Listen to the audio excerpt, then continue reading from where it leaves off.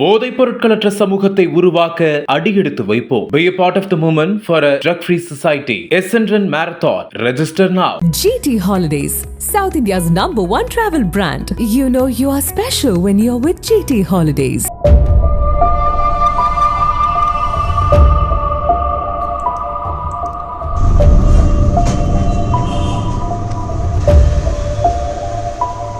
பாலிவுட்டின் முன்னணி நட்சத்திரமாக வலம் வருபவர் நடிகர் சைஃப் அலி கான்.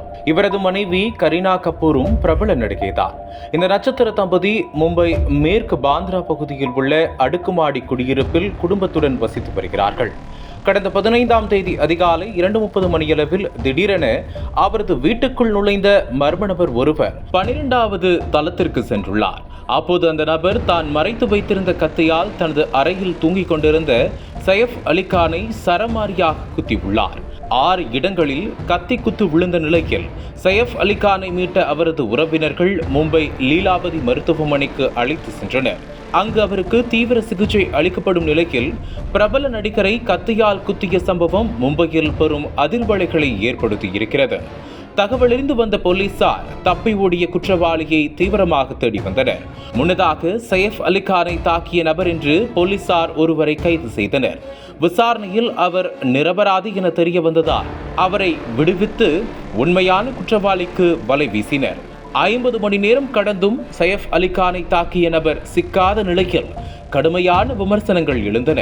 அதே நேரம் சைஃப் அலி கான் கத்தியால் குத்தப்பட்ட சம்பவத்தில் பல்வேறு மர்ம முடிச்சுகள் எழுந்துள்ளன. சைஃப் அலி கான் வீட்டுக்குள் மர்ம நபர் எப்படி புகுந்தார் என்பது மிகப்பெரிய கேள்வியாக நீடிக்கிறது. அவரது வீட்டில் சிசிடிவி கேமராக்கள் இல்லாததால் இதில் துப்பு துளக்க முடியாமல் போலீசார் திணறினர்.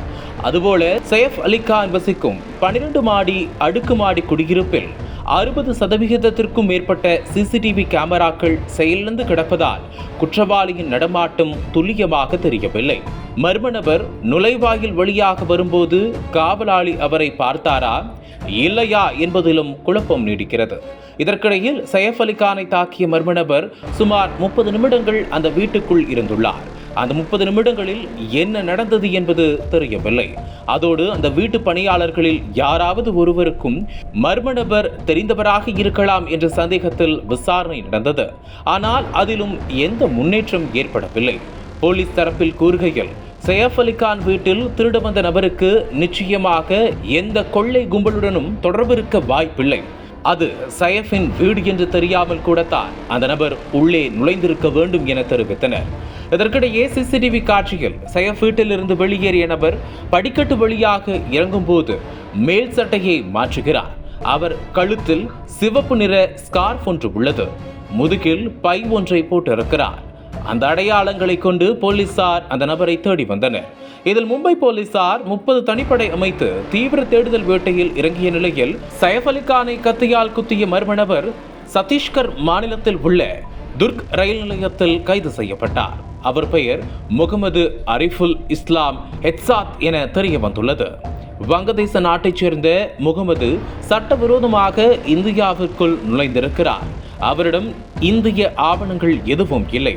இந்தியாவிற்கு வந்தவுடன் தனது பெயரை பிஜோய் தாஸ் என்று மாற்றிக்கொண்டு மும்பையில் உள்ள தனியார் நிறுவனத்தில் ஹவுஸ்கீப்பராக வேலை பார்த்து வந்துள்ளார் என்பது விசாரணையில் தெரிய வந்தது. தற்போது அந்த நபரிடம் போலீசார் தீவிரமான விசாரணையில் ஈடுபட்டு வருகின்றனர். அனல் பறக்கும் செய்திகளை அப்டேட் செய்து கொள்ள நக்கீரன் களத்தை இப்பவே சப்ஸ்கிரைப் பண்ணுங்க.